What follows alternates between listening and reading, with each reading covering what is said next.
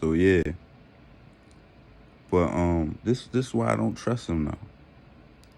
So I went through plenty of doctors, multiple doctors, and they will try to.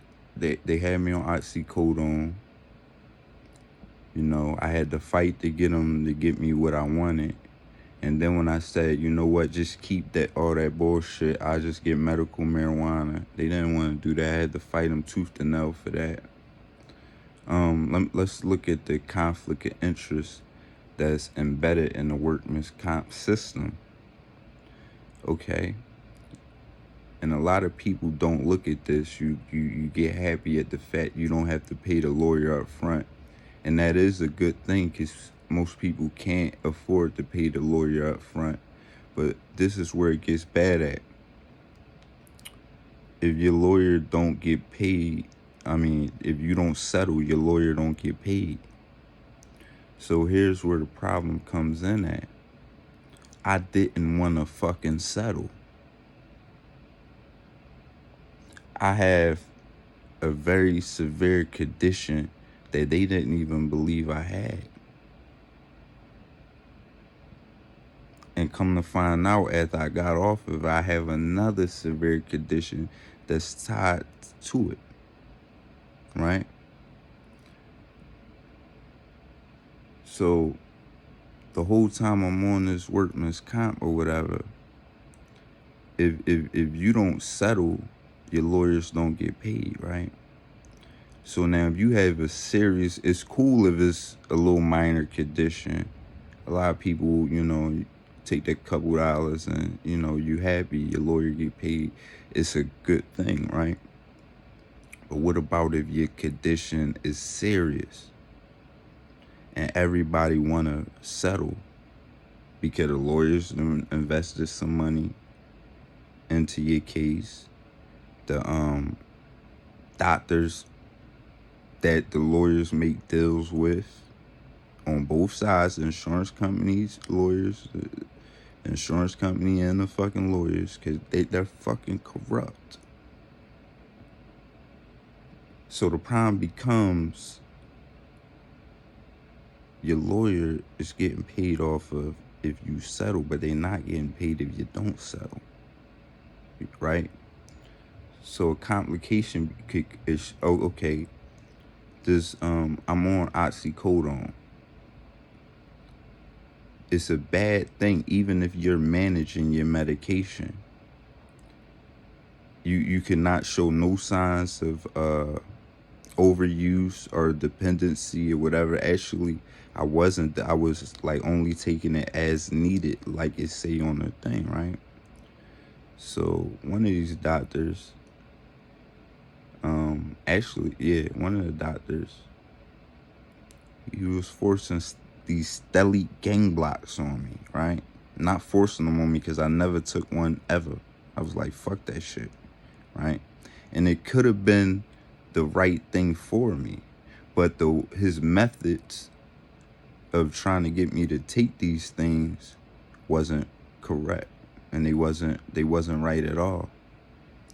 So what he would do was he put me on the oxycodone. Look, I give you as much as this as you need. I have no reason to, I'm not even thinking about taking you off, but I really want you to get these stellate gang blocks, right? I let him know, look, I'm uncomfortable with getting needles in my neck and getting injected with stuff, or I really don't trust that, but I consider it. So the problem become, these injections cost a lot of money. I would have to get them like every 2 fucking weeks. And they might not work. Or they might work for a couple days or just that, but it's a chance that they might not work. I go and they induce stroke-like symptoms. So my face would get droopy and all of this stuff would happen, right? So it's scary to me, right? And I opened up with the man about it. Yo, these pills, I take them as needed. You piss testing me. You see I'm not abusing them or nothing like that. But that become a problem. Because they're in the business to make money, not to help you. It's sad the people that are supposed to protect and serve you will turn against you for monetary gains. And they play games, man. So, of course, a couple months pass. Oh, you think about getting a steady game blotch? Nah, I will let you know. Like, so yeah, it went from Rasheem, I don't want you to take these oxycodone every day. So, I wouldn't, and sometimes it would irritate my stomach, and I wouldn't take them. But never, I know it was always in my system. I went to the office, and he's like, oh yeah, I didn't see no oxycodone in your system. See, now it's time to play games because you costing me money. You costing me money. You ain't bite for what I just wanted to, my game. So now I gotta play games. You know what I'm saying? Because these steady game blocks like a damn, let's say 1,000. This is how my lawyer said, Rasheem, say you want to settle this case. These people, they want to settle the case. They always want to settle the case with me. I held them off for years, yo. Like, I did not want to settle because something was going on with my fucking body and nobody understood me except this doctor. Because he took one fucking look at me and diagnosed me. Like, and I always gave him that, man. And I thanked him. I gave him that. He looked at me and he diagnosed me. He knew what the fuck was going on with me. But you can't force me to do a method that's, first of all, not proven, that you don't know, and then you play games with my medication. This man took me off of oxycodone that I was on for a while. You gotta you do something like that. How you do, you send me back home to my fucking family like that? And look me in my face and been playing games every fucking since. I had to go through so many doctors, it didn't make no sense. Even the last doctor I had, let me tell you how foul this shit it was. I'm on this oxycodone. I'm on like 15 milligrams 3 times a day, and it is actually, now I'm actually having to take more of them because my condition get real severe sometimes, right? And at this point, my condition was getting more severe, right? So at the end of my case, I'm talking to my doctor all the way through. Okay, he getting information for the lawyers, and he working with the insurance company, come to find out. But guess what? Well, they was at least putting pressure on him, even if he wasn't working with them. I'm not going to accuse people, which I don't know. And that's the sad part. That's how they work. But, so at the end, when I'm before the case settled, I'm talking to the doctor, and I'm asking him straight up, like, how much would it be for me to come here every month if I don't got insurance, if I'm just paying out of pocket? And he tell me the price and everything, right? How about soon as my case settled and they found out my case settled, he told me I couldn't come back there no more. So now I supposed to went out and found another doctor. I said, fuck all y'all doctors. I don't trust none of y'all. They just fucking cut me off, no medication, no nothing. Like, and this is the thing. Throughout the time of me being under them, they was withholding my fucking medication a lot. So now I don't fucking trust doctors. That's what y'all did to me. I get sick. I don't even fucking want to trust nobody. I don't even want to trust the fucking dentist. I don't want to trust the fucking cops. I don't fucking trust none of y'all. Y'all could look at it as hate, but y'all are the real fucking haters. Y'all sick. You could put on a fucking suit as a lawyer. You could put on a fucking badge as a cop. You could put on a fucking white smock as a fucking doctor. You're a piece of shit if you don't serve the people. If you feel as though that shit give you power, you're fucking human. You got a family just like I have a family. But none's more important. You're fucking just like me. I don't see no difference. If you one of these cops that I couldn't wait to stop selling drugs because I hated for another man to pull up behind me and I get that feeling in my body.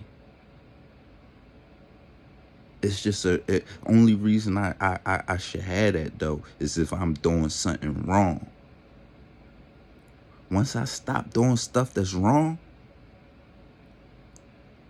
the fucking cop pull up behind me. What the fuck do you want?